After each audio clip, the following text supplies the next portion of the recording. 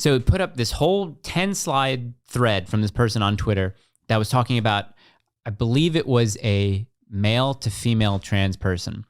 So he was talking about the surgeries that he was having. Oh gosh. And how his stump where his penis used to be was still dripping pee. Like he can never do it. It takes him 10 minutes to empty his bladder. He's still bleeding from this place. He's still dealing with this, still dealing with that. To grow hair internally. Yes. Oh, dude. You know what he said at the end of it? He was saying, where were you to tell me about this would have happened? Why? This isn't my fault. This is your fault. He's blaming his own community. I'm like, they were the ones pushing this on you. Dude, you fell for it. In 10 to 20 years, do you know how many children, current children, are going to hate their own parents? I can't even think about it. I can't even think about it. It's, man, like we're on, I don't even think it's a weird time. Put the restrictions and pandemic stuff on top. Man, they're going to have I think most generations have both love and some degree of animosity towards the generations that raised them. Sure.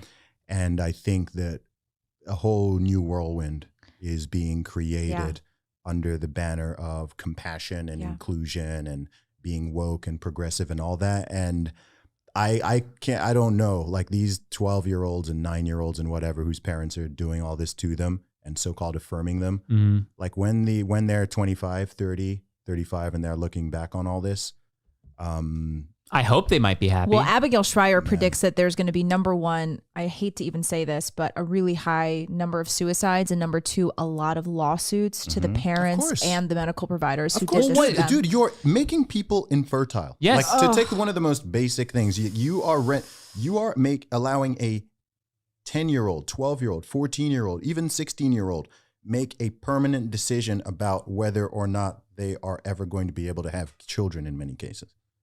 You cannot, dude, even at 25, I'd be skeptical about people making that permanent decision. You can allow kids, not people, you can allow kids to chemically castrate themselves at whatever age. I don't even know how young it starts, at 5, 6, whenever. You can allow, 14, 15, 16-year-old girls to kill their babies. There's never like there's never the mainstream talking about like, what can we do to get behind our young girls who are getting pregnant? What can we do to kind of help out the young people who are confused about themselves, who are going through a possibly very confusing stage in their life? What can we do to help them? But no, you know who the people who are deemed insane in this society? The father who doesn't want to allow surgeons and doctors to chemically castrate their child. Yes. And they have those kids taken away from them by the courts. Yes. What kind of society is that? One that I don't want to raise kids in. No, I'd rather live under the Taliban, honestly. I honestly would. They wouldn't allow this type of stuff. That's what Ajak always says. He always says that. Yeah, it's a little hyperbolic. Taliban, leave me alone. Yo, can we talk about the elephant in the room here that always is missed out in these conversations? And I don't know why no one makes this point. This is a very obvious gateway to pedophilia.